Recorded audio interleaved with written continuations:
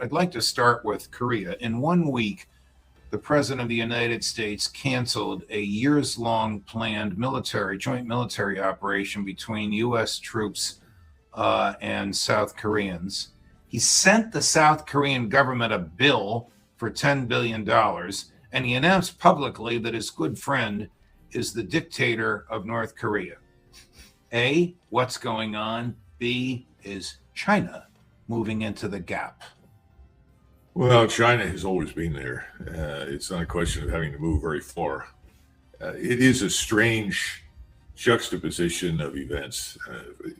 Listen, President Trump is well aware, has been well aware for a long time, that our overseas presence was exorbitant. It was unnecessarily expensive. It was no longer militarily potent and useful as it had once been. This is something he understood back in 2020 when I spoke to him. But this business now, it makes no sense at all. This is a sort of irrational striking out at Korea because the South Koreans simply said, look, we're not sending whatever Navy we've got to the Persian Gulf to try and break through the Strait. The South Koreans, like the Japanese and others, have all said, no, wait a minute, let's talk to the Iranians. I mean, what a remarkable idea. Let's talk to the people that currently control it. They've done that, and they've managed to extract some benefits in oil, and they are paying some tolls, but it's happening. This did not sit well with President Trump. He seems to think that our alliances, whether they're in the Pacific or they're in Europe, are somehow or another obligations for everyone who's allied with us to do whatever we tell them.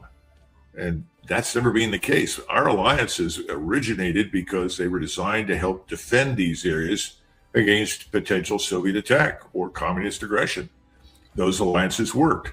The problem is when the aggression ended, the Soviet threat died, the whole thing should have fallen apart. Instead, we kept it going because we're comfortable with what we think is foundation for our hegemony over the world. So now he said, an exercise that we've been conducting for years with the South Koreans, fine, I'm canceling it, and you read the rest of it. You know, my good friend in North Korea. So what has happened? For a long time, China has been very uncomfortable, frankly, with North Korea. People don't understand it. North Korea is a creature of Soviet foreign and security policy, not Chinese. There's a lot of bad blood between Koreans and Chinese, and the Chinese have made it very clear to the North Koreans that if you start a war against anyone, Japan, South Korea, the United States, doesn't make any difference, you'll get no help or assistance from us. Well, that's been enormously helpful to everybody because it's kept the North Koreans from doing stupid things. Now that we've announced that we're sick of South Korea, the South Korean government, certainly a series of governments now over the last 20 years, have been trying to wean themselves off of dependence on us. And that's what they're trying to do right now. They've said, look, we want to control all the forces on our own peninsula. They don't. We are in control of their forces as well as ours. And they've said over and over and over again, how can we be a sovereign state if you are in command and control of our armed forces? Has this been going on since the Korean War, since Harry Truman was president? Yeah, absolutely. Absolutely. We've treated South Korea as a military colony. South Korea doesn't need us. They have almost 50 million people living in that place. It is one of the most productive and successful economies in the world. Its economy is larger than Russia's. Now, stop and consider for a minute, why is it that we maintain 26,000 U.S. Army troops on the peninsula? Well, there are a lot of reasons. It's this hegemony obsession. It's also because the Department of War understands that once those forces come out, there will be questions about the justification for the force structure. So you cling to whatever you have overseas as a commitment, whether we need it or not, in order to maintain your force structure. But in the meantime, the Chinese have stepped up and said, look, we understand that you've got problems with the Americans right now. Let's be frank. If the Americans leave, you can be neutral. That way you can trade with everybody, and we will discuss the future with North Korea. In other words, Beijing will determine North Korea's destiny. And Beijing looks at South Korea and North Korea. North Korea is essentially circling the drain, is heavily dependent on whatever it can get from Russia and China to survive. And South Korea is the opposite. It's this burgeoning powerhouse of economic strength. So with whom do you want to do business? Well, obviously South Korea, and China has a land office business with South Korea. What China wants to do is gradually, over time, not instantly, not tomorrow morning, but over time, help the Koreans to become one country again. So it's time for us to leave. We should have left Korea 10, 20 years ago. Right. But, for the reasons I've outlined, we've stayed. Well, now President Trump, in the wrong way, is helping us get out.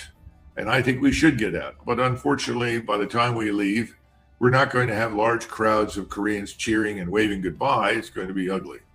Will Korea, whether you call it, or the South calls itself Korea, so will South Korea or will a unified Korea ever be neutral? I think so. I do. But again, in the Orient, everyone has patience. Right. They're all willing to wait for decades for things to happen. Remember the original date, I think it was 2046, that had been mentioned by President Xi years ago for reunification with Taiwan. And that was just a temporary date that he fixed and said that, we're looking at that as a target date. He didn't say if we don't get it, then we invade. We keep trying to portray China as some sort of imperial Japanese force that wants to overrun Asia. They don't want that. It's bad for business. These people are smart. They want to do business. They're not interested in war.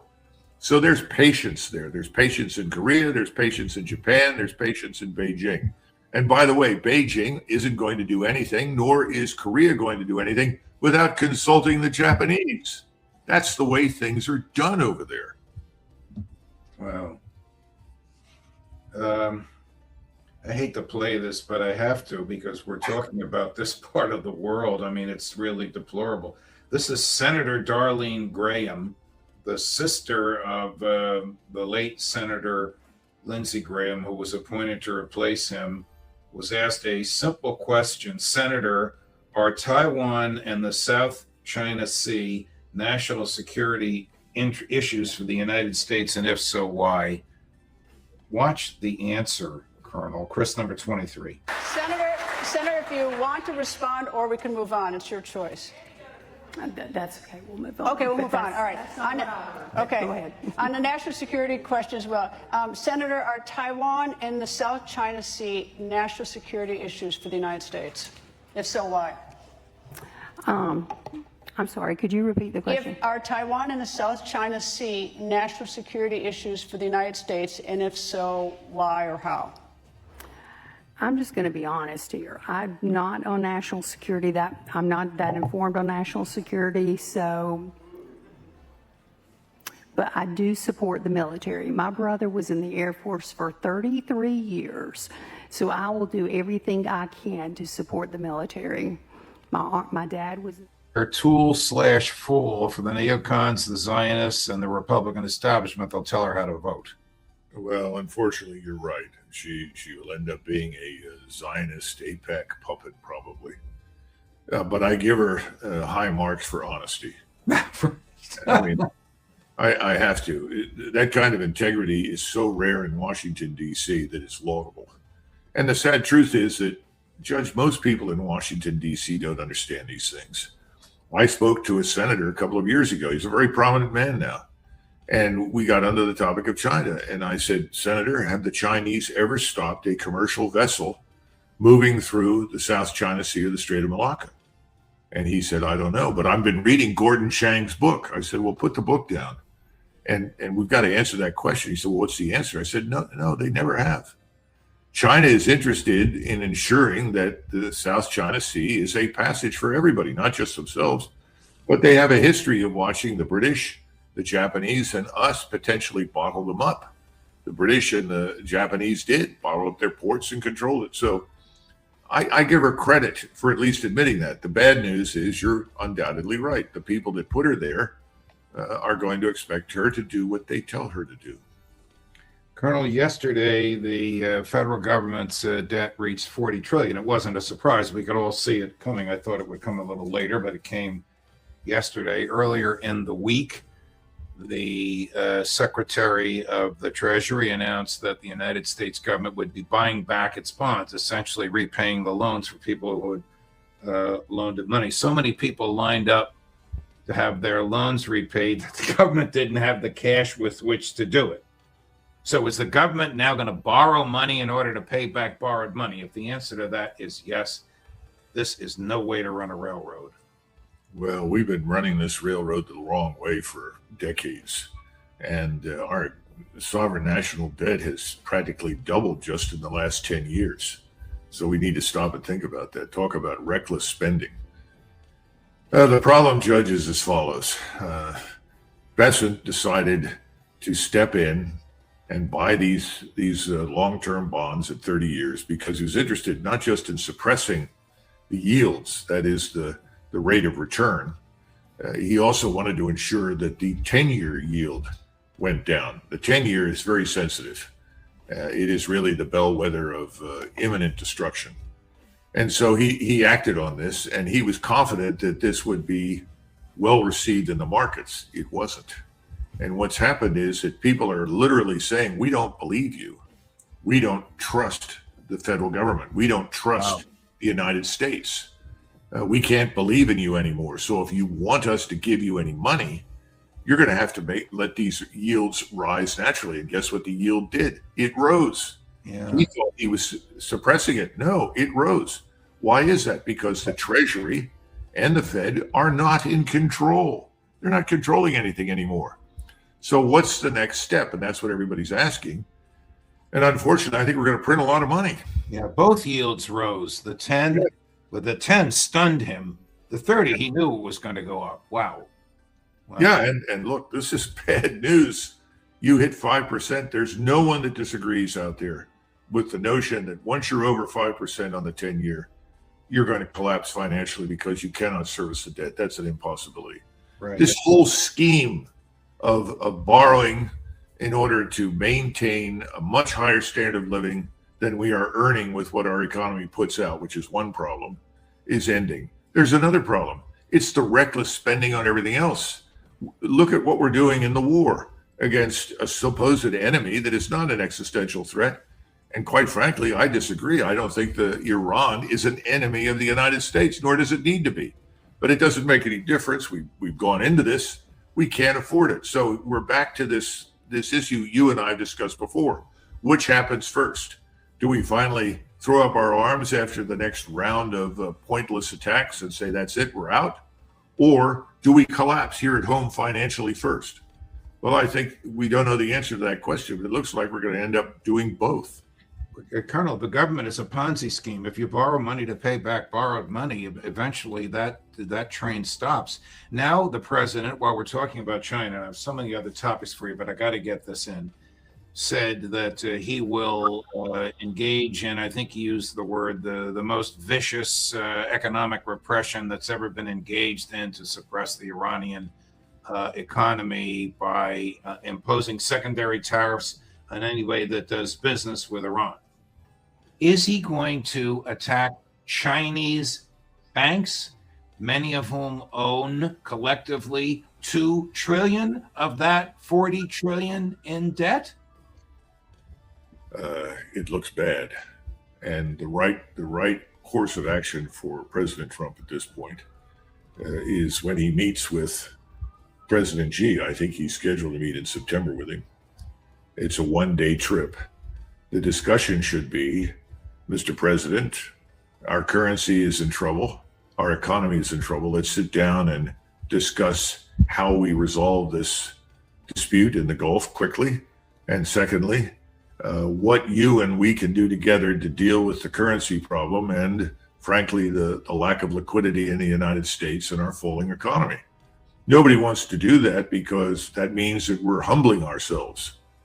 But it's time for some humility because that's the best way out. Right. The solution in the Gulf today is very clear. It's over. We lost. Now, you can walk out without necessarily signing an agreement, and you can come to terms later on when the war is over and the bloodletting stops, because I think that could work. But you've got to be honest. And I think our strategic partners in the region understand this. The one that doesn't and wants to go on to the bitter end in the hopes that it will somehow or another work in their favor is, of course, Israel. Right. And Israel and its agents in the United States absolutely will oppose any move by this country to end its conflict with Iran. Is Israel about to go to war with Turkey? I don't think about is the right word, but I think we're seeing something that we've talked about in the past. I recall that when we first saw this sudden agreement that we crafted to protect Israel and its Greater Israel Project, which resulted effectively in the division of Syria into spheres of influence.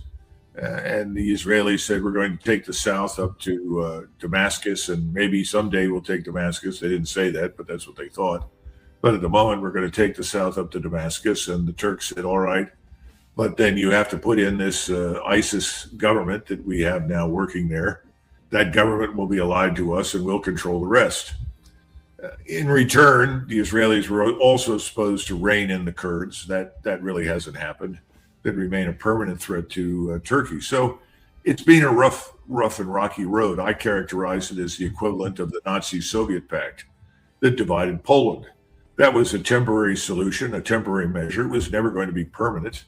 Everybody knew that. The question was what would bring it down and who would attack first. I think we're in a similar situation today. The Turks are not going to start a war overnight with the Israelis, but the Israelis are pushing very hard in that direction. And I think, again, they're doing what they're doing and behaving as they are because they control us and they control our armed forces. Earlier this week, Colonel, the Kremlin warned the United Kingdom that there will be consequences to its provision of long-range drones and missiles for attacks inside of Russia. Now, the President Putin himself used the phrase, there will be consequences. What might those consequences be, Colonel Macgregor? Well, President Putin said that the consequences could occur anywhere on the planet. In other words, he did not limit himself to saying, we will identify where the recent drones that were flown into Russia were developed, where the engines were made, and the improved rocket bodies were developed. We'll take one of your ships. We'll seize things of importance to you. We can operate on a global basis. I don't know what he's going to do, but I know that in Ukraine right now, we had within the last couple of days, 1,800 glide bombs delivered against targets in Ukraine. Now, that's about 70 sorties of bomber runs. That's phenomenal. You're talking about tens of thousands of tons of bombs. The war on the ground in Ukraine is definitely ramping up, and the forces are on the move, and they're closing in, particularly in the south on Zaporizhzhia, and I think eventually on Odessa. So he's definitely accelerating the campaign, and I think they want to gain serious territory, not for the purpose of conquering it, because frankly, they really don't want to rule anybody who's not a Russian. But they're going to complete what they set out to do with New Russia, Novorossiya. But beyond that, I think he's going to continue to exercise restraint because he's watching Europe. And I'll be frank, I find it impossible to believe that the current government in London is going to last much longer. This new prime minister is almost an empty suit. If anything, he's doubled down on the stupidity overseas. And at the same time, the state of the British Armed Forces is more perilous now than it's been since before the Napoleonic Wars. So it's hard to believe that anything serious is going to happen there, but you could see open rebellion in Great Britain, and I think we're getting close to that. Why, maybe you can put on your military historian hat. Why are present-day Germany and present-day United Kingdom despised by average Russians and by the Kremlin? Well, first of all, I think we need to distinguish populations from governments. I do think there is an understanding that they're dealing with governments that they regard as evil. Now, of course, you have this unfortunate element inside Ukraine and inside the Ukrainian government that sports these swastikas and other Nazi symbols, which are deeply offensive and repugnant to anybody with a brain who understands anything that happened during World War II. The Russians are particularly sensitive to it for obvious reasons. They don't understand why the Germans or the British would engage in this sort of thing. Well, I can tell you in Germany, the majority of the German population, if you look at the polling data, has no interest in conflict with Russia at all. None. The majority of the population in both Britain and in Russia, these majorities are disinterested in anything that you would call a military draft. They're all opposed to it. What you have are governments that are on life support, that are ruling through machination. In other words, they're rigging elections. They're making alliances at the local as well as national level, doing anything they can to stop the nationalist parties or nationalist elements from taking over. Because the nationalist parties and elements in all of the European countries are not focused on destroying Russia. Far from it. They're focused on bringing their countries back from the brink, of restoring their economic health and driving out millions and billions and millions of non-Europeans that don't belong in their countries, that they were never asked. Their government simply said, by all means, bring everybody in. They don't want it. That's their focus. So I think the Russians understand that. And I think and I say Russians, I'm talking about the government. So I think they will exercise restraint, believing that the 11th hour has arrived in the European states. And these European states are going to be so absorbed domestically with their own problems, there will be no further nonsense in terms of supporting Ukraine. And by the way, they're looking at our economic condition. They're looking at what's happening on Wall Street. They're looking at the bond market crash. And they're beginning to wonder how much longer we can maintain this steady flow of funds and support into Ukraine, let alone against Iran. And they're right. They're right to be patient at this point. Is President Putin still retaining his patience? I think he's the most patient man in Russia. Maybe on the planet outside of the Chinese. Yeah. And we should be perpetually grateful. Whenever I hear somebody say, I hate Putin, it's like, first of all, nobody knows the man. Nobody knows much about him. And a lot of what is said about him is made up, as you would imagine. We always tend to try and transform everybody we don't like into another version of Saddam Hussein. That's the Neocon Zionist AIPAC model. And they're all in for the destruction of Russia, just as they're all in for the destruction of Iran. And I think it's absurd. But again, here's something else. No one in the United States is interested in either of those wars. Nobody cares. Look at the polling data. Everybody wants out. Everybody's focused here. And they're worried about how much more inflation, more bond buyouts are going to introduce into the United States. But look at this. Chris put up the slide that we just texted about. Here's a crew in the United States that wants war. AIPAC boasting that more than 254 people running for the House of Representatives and the Senate are having their campaigns financed by AIPAC, in many cases, both parties, so they can't lose. This is what Trump is confronting. Well, yeah, of course he confronts it, but he's made it worse. Yes. He's been the principal champion. That's why Americans are realizing they don't have a government that represents their interests. Now, in fairness to some of the people on the list, I know some of them, they do not support these wars, but they're afraid not to take the money. They're afraid not to vote for something they know is bad and wrong and damaging. So to be frank, I think things are going to have to get worse, and they will. No. We're now on the edge of collapse. We're staring into the proverbial abyss. There's no way out.